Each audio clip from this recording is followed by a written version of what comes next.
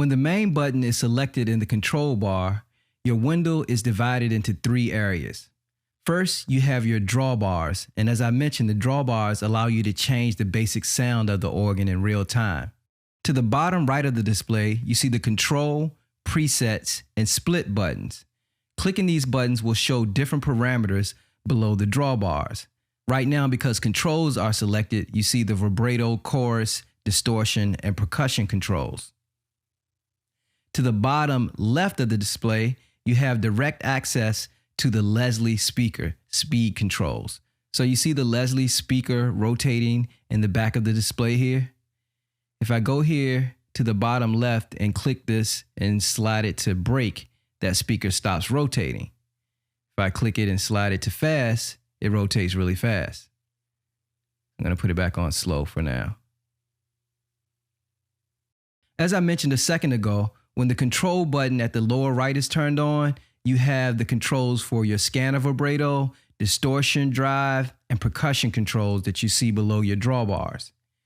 If I click on presets, then I see the presets and morph controls shown beneath my drawbars.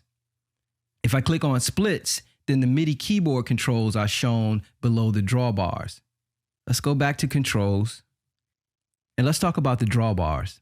The Vintage B3 provides 20 drawbars, 9 for the upper manual, 9 for the lower manual, and 2 for the pedals. Now, in the way that I have the Vintage B3 set up right now, I can only control the upper manual if I play my keyboard. No matter where I play on my keyboard right now, it's only going to control the upper manual. Much more on that later. Moving the drawbars will allow me to select different signs to add in different harmonics to create a rich, more complex sound to change the tone of the organ. To be very specific, the actual Hammond B3 is a classic drawbar organ. Now, pipe organs are air driven and they use what are called stops on a pipe organ. You can pull those stops to send air to a particular pipe on the organ. Now, the drawbars work in a very similar way, but they're not controlling pipes.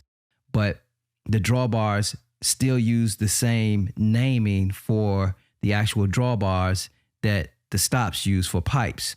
If you look really closely at the numbers at the bottom of these drawbars, you'll see that they're numbered in feet, 16 feet, 8 feet, 4 feet, so forth and so on. Now, this naming comes from the actual height or length of actual pipes and pipe organs. The longer the pipe was, the actual deeper or lower the frequency of that pipe.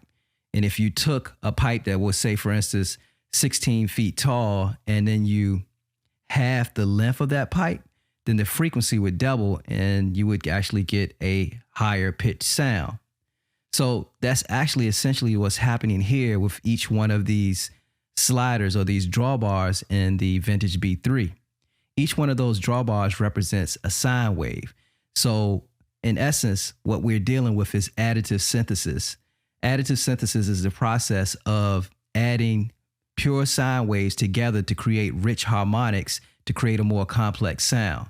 So each one of these drawbars represents a individual sine wave, and the length of the actual pipe, if you will, represents the actual tone or frequency that you would be dealing with.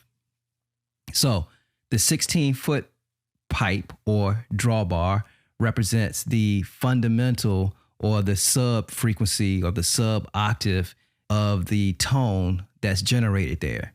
Essentially, if I, let's say for instance, take all of these drawbars and drag them up except for one, and then if I play my organ, I'm going to have a pure sine tone here that sounds like this. Right? Now, there are some other things going on. There's some percussion happening on this particular sound right now, but essentially underneath it, you have a pure sine tone. Now, as I drag in and add these other drawbars, it will actually allow another sine wave to be added to that, and the amount that I drag it down will adjust the level of that sine wave. So I'm going to actually just play a note and start dragging down the 8 foot.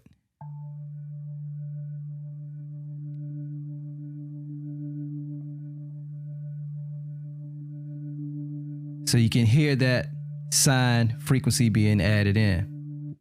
Now, this is 16 foot and this is 8 foot. So this is the first harmonic.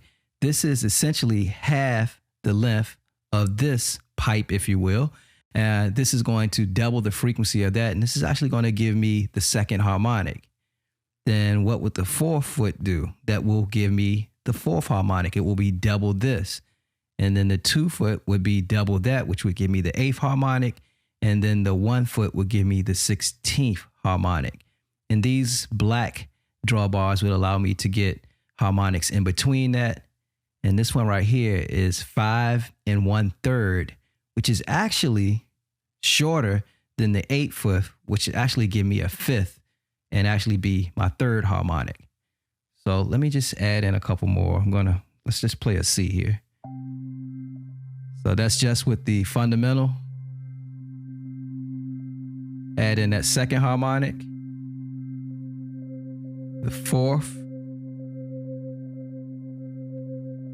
I'm going to add in the 8th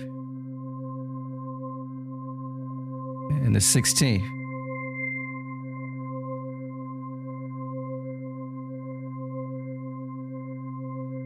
Add in the 3rd harmonic.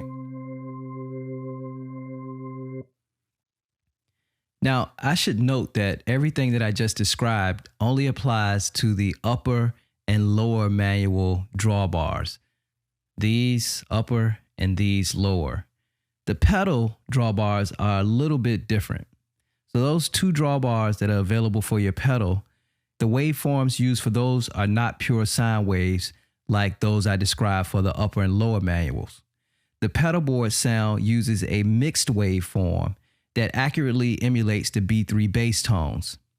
The 2 drawbars differ in pitch, with the 16-foot register containing more octave harmonics, and the 8-foot register has more prominent 5th harmonics.